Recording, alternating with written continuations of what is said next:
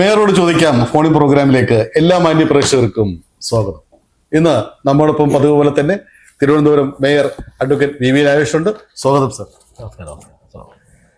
വൃത്തിഹീനമായ സാഹചര്യത്തിൽ പ്രവർത്തിക്കുന്നു എന്നുള്ള വിവരം ഞങ്ങൾക്ക് പലയിടത്തുനിന്ന് ലഭിച്ചിട്ടുണ്ട്. അതിൻ്റെ അടിസ്ഥാനത്തിൽ അവർക്കൊക്കെ തന്നെ നേരത്തെ നിർദ്ദേശങ്ങൾ നൽകിയിരുന്നു. ഈ ഭരണസമിതി അധികാരത്തിൽ വന്നതിന് ശേഷം കൃത്യമായിട്ട് ഹോട്ടൽ ഉടമകളുമായിട്ടൊക്കെ ഞങ്ങൾ വ്യത്യസ്ത സാഹചര്യങ്ങൾ സംസാരിച്ചിരുന്നു. അതാ സ്ഥലങ്ങളിലുള്ള ഹെൽത്ത് ഇൻസ്പെക്ടർമാരുൾപ്പെടെയുള്ളവർ ആരോഗ്യപരിപാലന രംഗത്ത് നല്ല രീതിയിലുള്ള നിർദ്ദേശങ്ങൾ നൽകിയിരുന്നു. എന്നിട്ടും ചില ഹോട്ടലുകൾ വൃത്തിഹീനമായ സാഹചര്യത്തിലാണ് ഭക്ഷണം തയ്യാറാക്കുന്നത്, വിതരണം ചെയ്യുന്നതെന്ന് കിട്ടിയ ഇൻഫർമേഷൻ്റെ അടിസ്ഥാനത്തിൽ ഇനി കാത്തിരിക്കാൻ വേണ്ടി തയ്യാറല്ല.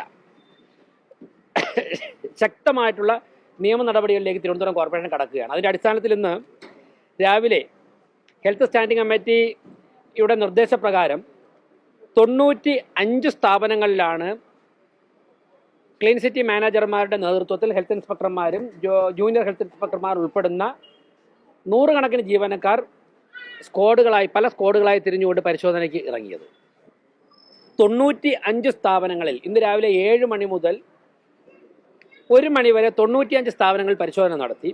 48 സ്ഥാപനങ്ങളിൽ നിന്നും പഴകിയ ഭക്ഷണ പദാർത്ഥങ്ങളും വൃത്തിഹീനമായ അന്തരീക്ഷത്തിൽ ഭക്ഷണ പദാർത്ഥങ്ങൾ പാചകം ചെയ്യുന്നതായിട്ടും ഉള്ള വിവരം അവർക്ക് ലഭിച്ചു. അത് കണ്ടുപിടിക്കുകയും ചെയ്തു. അതിൻ്റെ അടിസ്ഥാനത്തിൽ 48 സ്ഥാപനങ്ങൾക്ക് നോട്ടീസ് നൽകിയിട്ടുണ്ട്. 57,500 രൂപ പിഴയായിട്ട് ഈടാക്കി. അതോടൊപ്പം തന്നെ 7 സ്ഥാപനങ്ങളിൽ നിന്നും പഴകിയ ഭക്ഷണങ്ങൾ പിടിച്ചിട്ടുണ്ട്. അവയ്ക്കെല്ലാം തന്നെ നോട്ടീസ് കൊടുത്തിട്ടുണ്ട്. അവരിവിടെ ഹാജരായി അടുത്ത നടപടികളിലേക്ക് കടക്കും. അപ്പോൾ ഇനിയും ശക്തമായ റെയ്ഡ് ഉണ്ടാകും. തട്ടുകടകൾ കേന്ദ്രീകരിച്ചുകൊണ്ട്, തട്ടുകടകൾക്ക് ആവശ്യത്തിൽ കൂടുതൽ സമയം കൊടുത്തിട്ടുണ്ട് എല്ലാം റെക്ടിഫൈ ചെയ്യാനായിട്ട്. ഇനി രാത്രികാലങ്ങളിലുള്ള തട്ടുകടകൾ കേന്ദ്രീകരിച്ചും അതോടൊപ്പം തന്നെ തിരുവനന്തപുരത്തെ ഏതൊരു ഹോട്ടലും, അതിലൊരു കാര്യം ഞങ്ങൾ അടിവരയിട്ട് പറയുന്നു, മുഖം നോക്കാതെയുള്ള നടപടി. എവിടെയെങ്കിലും ഏതെങ്കിലും മേഖലകൾ സ്വാധീനിച്ചുകൊണ്ട് ഇതിൽ നിന്നും രക്ഷപ്പെട്ടുകൊണ്ടിരുന്ന ആരെങ്കിലും ഉണ്ടെങ്കിൽ ഒന്നുകിൽ തിരുത്താൻ തയ്യാറാകണം. ഒരു കാരണവശാലും ആരോടും ഒരു കോംപ്രമൈസും ഇല്ല. 7 സ്ഥലങ്ങളിൽ നിന്നാണ് പഴകിയ ഭക്ഷണം, ന്യൂനതകൾ 48 കണ്ടെത്തി. അത് ചിലപ്പോ അവിടെ വൃത്തിയില്ലാത്ത അന്തരീക്ഷമായിരിക്കാം. വെള്ളം, പ്ലാസ്റ്റിക്, പഴകി, അതോടൊപ്പം തന്നെ ചൂടുവെള്ളം കൊടുക്കണം എന്ന് പറയുമ്പോഴേക്കും, തിളപ്പിച്ച വെള്ളം കൊടുക്കണമെന്ന് പറയുമ്പോഴേക്കും തിളപ്പിച്ചാറ്റിയ വെള്ളം കൊടുക്കുന്നത്, വെള്ളം തിളപ്പിച്ചിട്ട് കുറച്ച് പകൽ തിളപ്പിച്ചിട്ട് നന്നായിട്ട് തിളപ്പിക്കും കുറച്ച് വെള്ളം, എന്നിട്ട് ബാക്കി പച്ചവെള്ളം ഒഴിക്കും. അങ്ങനെ കൊടുക്കാൻ പാടില്ല. അപ്പൊ അങ്ങനെയൊക്കെ ഉള്ളതാണ് 47 സ്ഥലം കണ്ടെത്തിയത്. വൃത്തിഹീനമായ അന്തരീക്ഷമൊക്കെ പഴകിയ ഭക്ഷണ പദാർത്ഥങ്ങളുള്ളതിൽ 7 സ്ഥലം ഐഡന്റിഫൈ ചെയ്തിട്ടുണ്ട്. അതിൽ ഒരിടം ചിക്കൻ ഇവരെ ഉദ്യോഗസ്ഥരെ കണ്ടപ്പോഴേക്കും എടുത്തുകൊണ്ട് ഓടാൻ വേണ്ടി പരിശ്രമം നടത്തി. ഇന്നലത്തെ മണിയാത്ത ചിക്കനാണ്. അത് കണ്ടുപിടിച്ചിട്ട് അതിനെ പിടിച്ച് വച്ചിട്ടുണ്ട്. അപ്പൊ എന്തായാലും ശക്തമായ നടപടികളായിട്ട് മുന്നോട്ട് പോകും. മുഖം നോക്കാതെ നടപടി. ഏത് സ്റ്റാർ ഹോട്ടലായാലും പരിശോധന ശക്തമാണ്. ഈ ഭരണസമിതി നൽകിയ വാഗ്ദാനം ഞങ്ങൾ നിറവേറ്റുകയാണ്. തിരുവനന്തപുരം നഗരത്തെ തെരുവുനായ് ശല്യത്തിൽ നിന്ന് മോചിപ്പിക്കുവാനുള്ള 2ാം ഘട്ട നടപടികൾ ആരംഭിച്ചു. നല്ല പ്രതീക്ഷ വയ്ക്കാം ഇക്കാര്യത്തിൽ. ഇതിനെ തുടർന്ന് RCC, ശ്രീത്ര അതുപോലുള്ള ഏറ്റവും കൂടുതൽ ആൾക്കാർ, 10,000-കണക്കിന് ആൾക്കാർ ദിനം വന്നു പോകുന്ന ആശുപത്രിയിൽ നിന്ന് പിടിക്കും. ബഹുമാനപ്പെട്ട സുപ്രീം കോടതിയുടെ ഉത്തരവ് ആശുപത്രികൾ, അതുപോലെ തന്നെ കോളേജുകൾ, റെയിൽവേ സ്റ്റേഷൻ, ബസ് സ്റ്റാൻഡ്, ഇങ്ങനെയുള്ള സ്ഥലങ്ങളിൽ നിന്നാണ് ആദ്യം പിടിക്കേണ്ടത്. ഞങ്ങൾ അടുത്ത ദിവസം ആശുപത്രിയിൽ കഴിഞ്ഞാൽ മ്യൂസിയം വളപ്പ്, railway station, Thampanoor bus stand, മറ്റുള്ള സ്കൂളുകൾ, വിമൻസ് കോളേജ്, പിന്നെ അങ്കണവാടികൾ, ഇവിടെ നിന്നൊക്കെ പിടിക്കും. അതിനുശേഷം കൗൺസിലർമാരും റെസിഡൻസ് അസോസിയേഷൻ ഭാരവാഹികളും ഒക്കെ തന്നെ നിരന്തരം ബന്ധപ്പെടുന്നുണ്ട്. അക്രമകാരികളായ ആൾക്കാരെ നാട്ടിൽ നിന്നും പിടിക്കും. ഇതിനൊക്കെ തന്നെ കോർപ്പറേഷൻ്റെ ABC സെന്ററിൽ എത്തിച്ച് വന്ധീകരണം നടത്തിയതിനു ശേഷം ഷെൽട്ടറുകളിലേക്ക് മാറ്റും. ഇപ്പോൾ കോർപ്പറേഷനിലുള്ള എല്ലാം തന്നെ ഞങ്ങൾ നവീകരിച്ചിട്ടുണ്ട് കുറച്ച്. അതായത് ഇപ്പോൾ വണ്ടി തരത്തിലുള്ള ഷെൽട്ടറിൽ കൂടുതൽ നായ്ക്കളെ പാർപ്പിക്കാൻ കണക്കിലേക്ക് മാറ്റിയിട്ടുണ്ട്. അതോടൊപ്പം തന്നെ പേട്ടയിൽ ABC പ്രവർത്തനം ശക്തിപ്പെടുത്തിയിട്ടുണ്ട്. അങ്ങനെയൊക്കെയുള്ള ഞങ്ങളിൽ ഉള്ള സൗകര്യം വെച്ചുകൊണ്ട് ഞങ്ങൾക്ക് ചെയ്യാമെന്ന് കോൺഫിഡൻസ് ഉള്ളതുകൊണ്ടാണ് ഇതിലേക്ക് ഇറങ്ങിയിരിക്കുന്നത്. മറ്റൊന്ന്, കൂടുതൽ പോർട്ടബിൾ ABC സെൻ്ററൊക്കെ ആവശ്യമായ ഘട്ടത്തിൽ ഞങ്ങളത് ഇപ്പോൾ ജില്ലാ പഞ്ചായത്തിൻ്റെ കൈവശം ഒരു ABC സെൻ്റർ ഉണ്ട്, പോർട്ടബിൾ ABC സെൻ്റർ. ഞങ്ങൾ ആവശ്യപ്പെട്ടിട്ടുണ്ട്, നിരന്തരം ആവശ്യപ്പെടുകയാണ്. അതുകൂടെ കിട്ടിക്കഴിഞ്ഞാൽ കൂടുതൽ നായ്ക്കളെ എല്ലാ ദിവസവും വന്ധീകരിക്കാൻ വേണ്ടി സാധിക്കും. എന്തായാലും ഈ ഭരണസമിതി നൽകിയ വാഗ്ദാനം ഞങ്ങൾ നിറവേറ്റുകയാണ്.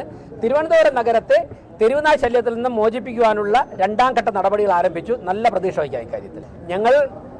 ഞങ്ങൾക്ക് മാർച്ചിൽ portable ABC centre Thiruvananthapuram corporation തരാമെന്ന്, അതായത് ഏപ്രിൽ മാസത്തിൽ ഇവിടെ നെടുമങ്ങാട് മുനിസിപ്പാലിറ്റിയുടെ ആക്ടിവിറ്റി കഴിഞ്ഞാൽ മെയ് മാസത്തിൽ തിരുവനന്തപുരം കോർപ്പറേഷന് തരാം എന്ന് ഞങ്ങളോട് പറഞ്ഞിരുന്നതാണ്.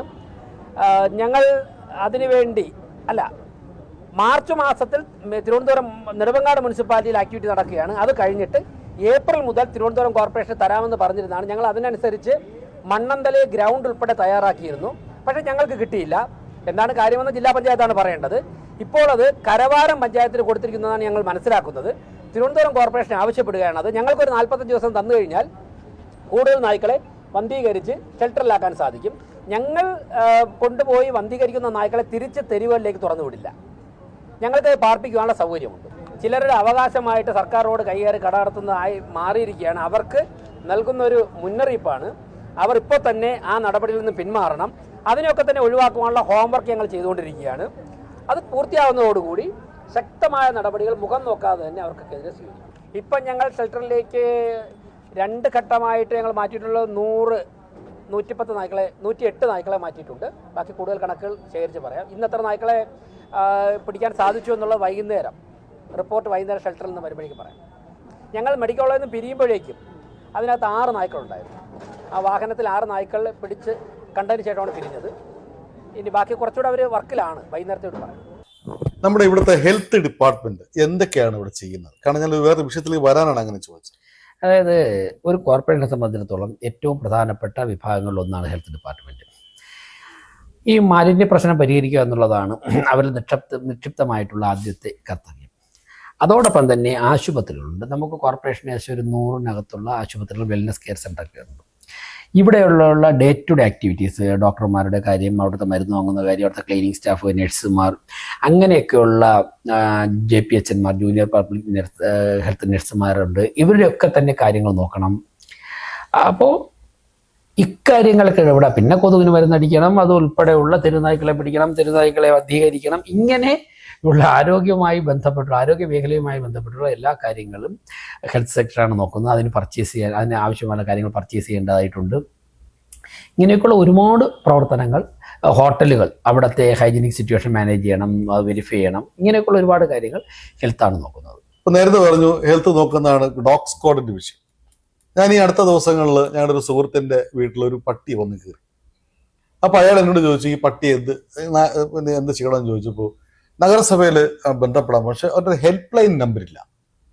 ഉണ്ടല്ലോ, ഉണ്ട് 24 മണിക്കൂർ പ്രവർത്തനം ഹെൽപ്പ് ലൈൻ നമ്പർ. നമ്മുടെ ലാൻഡ് നമ്പർ അല്ലാതെ ഇതിനൊരു ഹെൽപ്പ് ലൈൻ നമ്പർ പോലുള്ള സംഗതി അല്ല.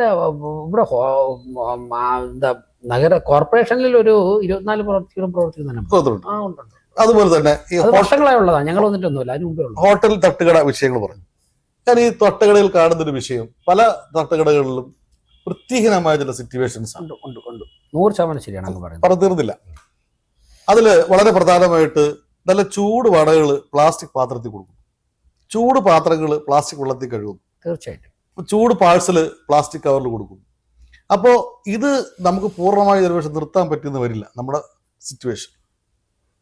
ഇതിന് നമുക്ക് പിന്നെ ഈ പറയുന്ന എല്ലാ കട ലൈസൻസും ഇല്ലെന്ന് തോന്നുന്നു.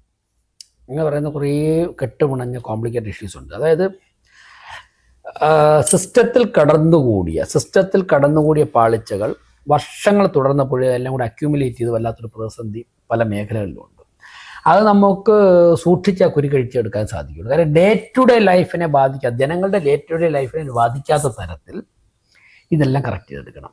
അങ്ങനെയുള്ള അതിന് നമ്മളെല്ലാം മുന്നൊരുക്കങ്ങൾ നടത്തുകയും വേണം. ഇപ്പോൾ പാളയത്ത് കുറച്ച് താമസിച്ചാലും ഞങ്ങൾ അത്തരത്തിലുള്ള മുന്നൊരുക്കങ്ങൾ നടത്തിയത് കൊണ്ടാണ് ഞങ്ങൾക്കത് ചെയ്ത് മുന്നോട്ട് പോകാൻ പറ്റുന്നത്. പാളയത്ത് ഇനിയും വൃത്തിയാവും, പൂർണ്ണമായിട്ടും കംപ്ലീറ്റ് ആയിട്ടില്ല. ഇനിയും കുറേ കാര്യങ്ങൾ കൂടെ ഇടപെടാനുണ്ട്. അതായത് അനധികൃതമായ കുറേ സ്ഥാപനങ്ങൾ ഞങ്ങൾ പരിശോധിച്ചുകൊണ്ടിരിക്കുകയാണ്. എന്താണ് അവിടുത്തെ രേഖകൾ ഞങ്ങൾ കൃത്യമായി പരിശോധിക്കുകയാണ്. രേഖകളുള്ള ഒരു സ്ഥാപനത്തിന് ഞങ്ങൾ യാതൊരു ബുദ്ധിമുട്ടും ഉണ്ടാക്കില്ല. നമ്പർ 1.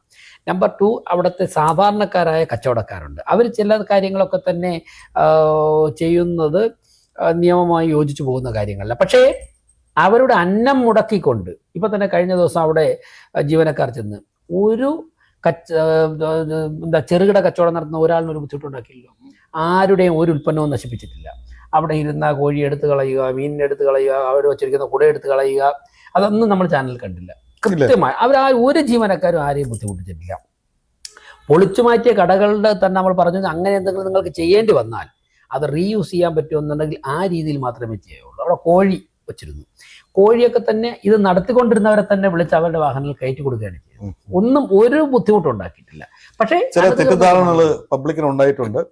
ചില ഷീറ്റുകൾ ചവിട്ടി മടക്കുന്ന ഒരു രംഗം നമ്മൾ കണ്ടു. പക്ഷെ അത് വാഹനത്തിൽ കയറ്റാനുള്ള സൗകര്യത്തിലാണ് ചെയ്തത്. ഞാൻ പറയുന്നത് ഈ പോകുന്ന ആൾക്കാരൊക്കെ അത് അവരെടുത്ത് മാറ്റിയില്ലെങ്കിൽ ഇവിടെ കൊണ്ടുവരണ്ടേ, അല്ലെങ്കിൽ എന്താ പറയുന്നത് കോർപ്പറേഷൻ പൊളിച്ച് അവിടെ ഉപേക്ഷിച്ചു പോയത്. അപ്പൊ വാഹനത്തിനേക്കാൾ വലിയ ഷീറ്റാണെന്നുണ്ടെങ്കിൽ മടക്കി. അതല്ല വിഷയം. ഈ കോഴിയുടെ വിഷയം വന്നപ്പോഴും പലരും ചോദിച്ചു. പക്ഷെ ഈ കോഴി പറഞ്ഞതുപോലെ അവർ കൃത്യമായിട്ട് അവരുടെ സ്ഥലങ്ങളിൽ എത്തിച്ചിട്ടുണ്ട് എന്നുള്ളതാണ്. കോഴി ഉൾപ്പെടെയുള്ള സാധനങ്ങൾ അവരെടുത്ത് ഇവര് തന്നെ ഇത് പൊളിച്ചു മാറ്റിയെന്നുണ്ടെങ്കിൽ കോർപ്പറേഷൻ ഇടപെടില്ലായിരുന്നു. ഞങ്ങളുടെ ആ ഡീസലും JCBയും ഞങ്ങളുടെ ഉദ്യോഗസ്ഥർ അത്രയും സമയം ഞങ്ങൾക്ക് കളയേണ്ടി. ഞങ്ങൾ നേരത്തെ പോയി പറഞ്ഞു അനധികൃത, ഞാൻ പത്രസമ്മേളനം നടത്തി ഇപ്പോഴും പറയണം, അനധികൃത നിർമ്മാണങ്ങൾ ഉണ്ടെങ്കിൽ നിങ്ങൾ തന്നെ പൊളിച്ചു മാറ്റണം. അനധികൃത നിർമ്മാണം വെച്ചുകൊണ്ട് മുമ്പോട്ട് പോകാൻ സാധിക്കില്ല. എങ്കിൽ സിറ്റി മുഴുവനും ഒരു കാലഘട്ടം കഴിയുമ്പോഴേക്കും നമ്മൾ തിരുവനന്തപുരം സിറ്റി എല്ലാവരും മസിൽ പവറുള്ളവരെല്ലാം പോയിട്ട് തോന്നുന്ന സ്ഥലത്ത് കട വെച്ച് കെട്ടി കച്ചവടം തുടങ്ങിയാൽ ഒരു നാട് അങ്ങോട്ട് പോകും. അങ്ങനെ ഒരു ഭരണസമിതിക്ക് അനുവദിക്കാൻ സാധിക്കില്ല. അതുകൊണ്ട് അവരവർ തന്നെ പൊളിച്ചു മാറ്റിയിട്ട് നിങ്ങൾക്ക് സൗകര്യപ്രദമായ നിയമപരമായിട്ടുള്ള സ്ഥലത്ത് കച്ചവടം നടത്തിയാൽ നമുക്കും ഗുണമുണ്ട്, നിങ്ങൾക്കും ഗുണമുണ്ട്. അല്ലെങ്കിൽ ഞങ്ങൾക്ക് നാളെ ഫോഴ്സ് ഉപയോഗിക്കേണ്ടി വരും. ശരി, ഇതിനകത്തൊരു ചോദ്യം കൂടെ ഞാൻ ചോദിക്കാം. ഞാൻ ഈ തട്ടുകടകളെ കുറിച്ചാണ് ഞാൻ പറയുന്നത്. ഈ തട്ടുകടകൾ നമ്മൾക്ക് അത് നടത്തിക്കോട്ടെ, ബുദ്ധിമുട്ടില്ല. നമുക്ക് രാത്രി ഇത് അത്യാവശ്യം വന്നു ഒരു നമുക്ക് ഹെൽത്ത് വിളിക്കണം. നമ്മുടെ നഗരസഭയുടെയോ അതുമായി ബന്ധപ്പെട്ട ഒരു നമ്പർ അവിടെ പ്രദർശിപ്പിച്ചു. ചർച്ചയിലുള്ള വിഷയമാണ്, തീരുമാനമായിട്ട് ഞാൻ പറയാം. എല്ലാ തട്ടുകളിലും ചർച്ചയിലുള്ള വിഷയമാണ്, ആലോചിക്കാം. രണ്ടാമത്തത്, ഇവിടെ ടാക്സ് അടയ്ക്കുന്ന, ഇവിടെ എല്ലാം മൊത്തം ടാക്സ് അടയ്ക്കുന്ന ആളുകളുടെ റെസീപ്റ്റിന്റെ പുറകെ നമ്മുടെ അത്യാവശ്യം ഹെൽപ്പ് നമ്പേഴ്സ് അത് സീൽ ചെയ്ത് വിട്ടൂടെ എന്നുള്ളതാണ്. തീർച്ചയായിട്ടും ആലോചിക്കുന്നുള്ള കാര്യമാണ്. ഈ തട്ടുകടകളിൽ ഹെൽത്ത് സ്ക്വാഡിന്റെ നമ്പർ പ്രദർശിപ്പിക്കുക, അതുപോലെ ഏതൊക്കെ സാധനങ്ങൾ പാക്ക് ചെയ്യാൻ പറ്റില്ല എന്നുള്ള സാധനത്തെ കുറിച്ചുള്ള ഒരു സംഗതി, ഒരു QR കോഡുള്ള സാധനം. അപ്പൊ അങ്ങനെ നിർദ്ദേശങ്ങൾ ഞങ്ങൾ വെച്ചാൽ നഗരസഭയ്ക്ക് ഇത് മുന്നോട്ട് കൊണ്ടുപോകാം. വളരെ വളരെ നല്ല വാല്യുബിൾ ആയിട്ടുള്ള നിർദ്ദേശങ്ങളാണ് അങ്ങ് പറഞ്ഞത്. ഞാനത് കൃത്യമായിട്ട് അത് നോട്ട് ചെയ്യുന്നുണ്ട്. പിന്നെ ഞങ്ങളുടെ ടീം ഇരിക്കുമ്പോഴേക്കും ചർച്ച ചെയ്തിട്ട് തട്ടുകടകൾ ഒരു ഓർഡറിൽ കൊണ്ടുവരുന്നതിനെ കുറിച്ച് ഞങ്ങൾ ആലോചിക്കുന്നുണ്ട്. കൊണ്ടുവരുമ്പോഴേക്കും കൃത്യമായിട്ടും ഈ കാര്യങ്ങൾ നടപ്പിലാക്കും. 100% ഞങ്ങൾ നടപ്പിലാക്കും.